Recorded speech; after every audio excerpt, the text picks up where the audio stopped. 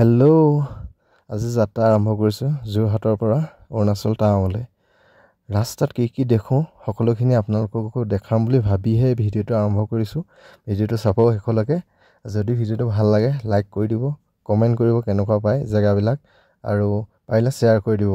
যদি মোৰ এই ভিডিঅ'টো আপোনালোকে ইউটিউব চেনেলত চাই আছে তেনেহ'লে চেনেলটো ছাবস্ক্ৰাইব কৰি দিব, আৰু যদি ফেচবুক পেজত চাই আছে পেজটো ফ'ল' কৰি দিব।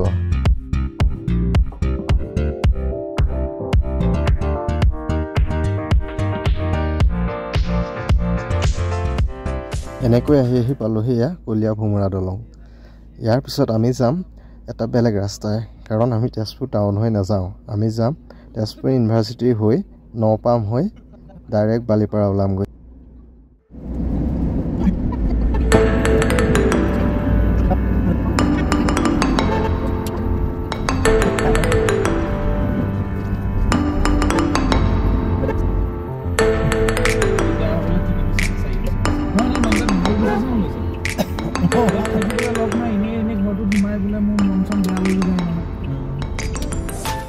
এনেকৈ আহি পালোঁ বালিপাৰা চাৰিআলি। বালিপাৰা চাৰিআলিৰ পৰা আমি ৰাইট ল'ম। ৰাইট লৈ গৈ আমি পালোগৈ বৰ্তমান ভালুকপুঙত এণ্ট্ৰি কৰা হৈ গ'ল। তাৰপিছত আমি অৰুণাচলৰ ভিতৰত সোমাই পৰিলোঁ।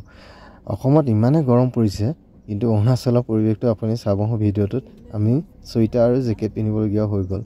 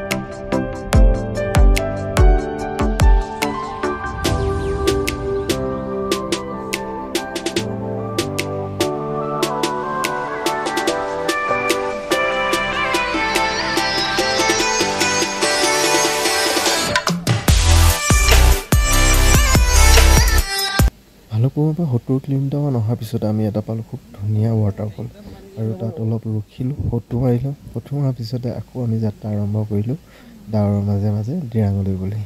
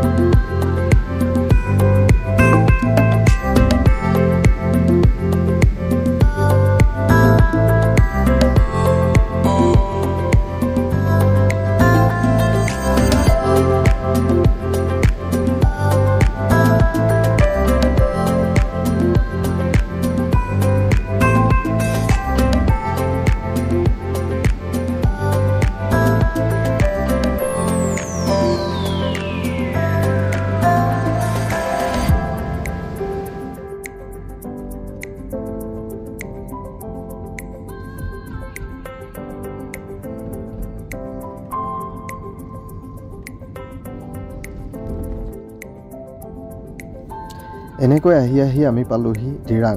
কাৰণ ভিডিঅ'টো ইমানতে সামৰণি মাৰিবলগীয়া হ'ল, মই আন্ধাৰ হৈ গ'ল। আৰু দিৰাঙত থকাৰ পিছৰ ভিডিঅ'খিনি আপোনালোকক আকৌ নেক্সট ভিডিঅ' লগ পাম টাটা বাই বাই